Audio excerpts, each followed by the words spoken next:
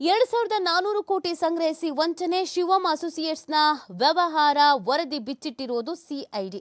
ಹೆಂಗೆ ವರದಿ ಇವರು ಅವ್ಯವಹಾರವನ್ನ ಮಾಡ್ತಾ ಇದ್ರು ಅನ್ನೋದಕ್ಕೆ ಸಂಬಂಧಪಟ್ಟಂತೆ ವರದಿ ಸಿಗ್ತಾ ಇದೆ.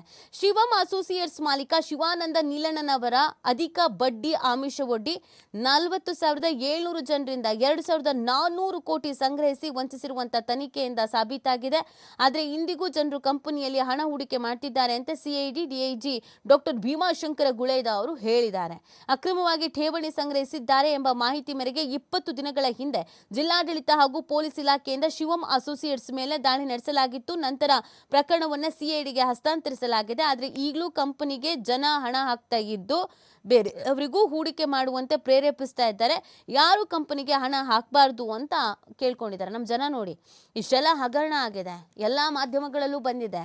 ಪೊಲೀಸರು ತನಿಖೆಯನ್ನು ನಡೆಸ್ತಾ ಇದ್ದಾರೆ. ಪ್ರಕರಣವನ್ನ ಸಿಐಡಿಗೂ ಕೂಡ ವಹಿಸಿದ್ದಾರೆ. ಇನ್ನೂ ಹೂಡಿಕೆ ಮಾಡ್ತಾ ಇದ್ದಾರೆ ಅಂದ್ರೆ ಅದು ಎಷ್ಟು ವ್ಯಾಮೋಹ ಇರ್ಬೋದು. 1 to double ದುಡ್ಡು ಆಗತ್ತೆ ಅಂತ ದುಡ್ಡು ದುಡ್ಡು ದುಡ್ಡು ದುಡ್ಡು ಎಲ್ಲ ಹೊಡ್ಕೊಂಡು ಹೋದ್ಮೇಲೆ ಲಬೋ ಬಾಯ್ ಬಿಡ್ಕೊಳ್ಳೋದು. ಅಯ್ಯೋ ನನ್ನ ದುಡ್ಡು ಹೋಗ್ಬಿಡ್ತು, ಅಯ್ಯೋ ನನ್ನ ದುಡ್ಡು ಹೋಗ್ಬಿಡ್ತು ಅಂತ. ಇಲ್ಲಿ ಪೊಲೀಸರು ಪ್ರತಿನಿತ್ಯ ತನಿಖೆ ಮಾಡ್ತಾ ಇದ್ದಾರೆ. ಇದಕ್ಕೆ ಅಂತ ತಂಡ ರಚನೆ ಮಾಡ್ಕೊಂಡಿದ್ದಾರೆ. ಹಾಕ್ಬೇಡಿ, ಹೂಡಿಕೆ ಮಾಡಬೇಡಿ, ಇದ್ರಲ್ಲಿ ಅನ್ಯಾಯ ಆಗ್ತಾ ಇದೆ, ಇದ್ರಲ್ಲಿ ಮೋಸ ಆಗ್ತಾ ಇದೆ ಅಂತ ಬಾಯ್ ಬಿಟ್ಟು ಹೇಳ್ತಾ ಇದ್ದಾರೆ. ಇವ್ರು ಕೇಳಿಸ್ಕೊಳಕ್ ರೆಡಿ ಇಲ್ಲ. ಈ ಕಡೆ ತನಿಖೆ ನಡೀತಾ ಇದೆ, ಆತನನ್ನು ಅರೆಸ್ಟ್ ಮಾಡ್ಕೊಂಡಿದ್ದು ಬಂದಿದ್ದಾರೆ. ಇದೆಲ್ಲ ಆಗ್ತಿದ್ರು ಇನ್ನೂ ಹೂಡಿಕೆ ಮಾಡ್ತಾ ಇದ್ದಾರೆ ಅಂತಂದ್ರೆ ಇನ್ನು ಎಷ್ಟರ ಮಟ್ಟಿಗೆ ಇವ್ರುಗಳಿಗೆ ತಲೆಗದ್ ಏನಾಗಿದೆಯೋ ಗೊತ್ತಿಲ್ಲ. ಹೂಡಿಕೆ ಮಾಡಿ ಏನೂ ಆಗಲ್ಲ ಅಂತ ಬೇರೆಯವ್ರ ಕೈಲೂ ಹೂಡಿಕೆ ಮಾಡಿಸ್ತಾ ಇದ್ದಾರಂತೆ, ಏನು ಮೋಸ ಹೋಗಲ್ಲ ಅಂತ. ಸೊ ಇದಕ್ಕೆ ಮತ್ತೊಮ್ಮೆ ಮನವಿ ಮಾಡ್ಕೊಂಡಿದ್ದಾರೆ ಪೊಲೀಸರು, ದಯವಿಟ್ಟು ಹೂಡಿಕೆ ಮಾಡೋದಕ್ಕೆ ಹೋಗಬೇಡಿ, ಯಾರು ಕಂಪನಿಗೆ ಹಣ ಹಾಕಬೇಡಿ ಅಂತ ಕೇಳ್ಕೊಂಡಿದ್ದಾರೆ. ಈ ವಿಡಿಯೋದಲ್ಲಿ ಅದನ್ನೇ ಅವ್ರು ಹೇಳಿರೋದು.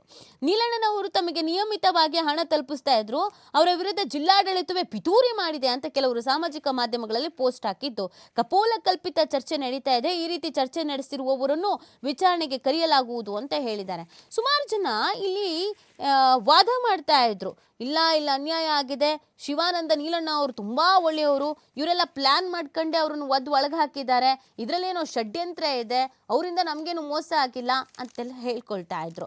ಸೊ ಅದಕ್ಕೆ ಸಂಬಂಧಪಟ್ಟಂತೆ ನಾವು ಅದ್ರ ಬಗ್ಗೆನೂ ಕಣ್ಣಿಟ್ಟಿದ್ದೀವಿ, ಅಂಥವ್ರನ್ನು ಕರೆದ್ಬಿಟ್ಟು ವಿಚಾರಣೆಗೆ ಒಳಪಡಿಸ್ಬೇಕಾಗತ್ತೆ ಅಂತ ಎಚ್ಚರಿಕೆಯನ್ನು ಕೊಟ್ಟಿದ್ದಾರೆ. ನೋಡೋಣ ಈ ಪ್ರಕರಣದಲ್ಲಿ ಇನ್ನೇನು ತನಿಖೆ ಆಗತ್ತೆ, ಎಷ್ಟು ಮಟ್ಟಿಗೆ ಅವ್ಯವಹಾರ ನಡೆದಿದೆ ಅಂತ.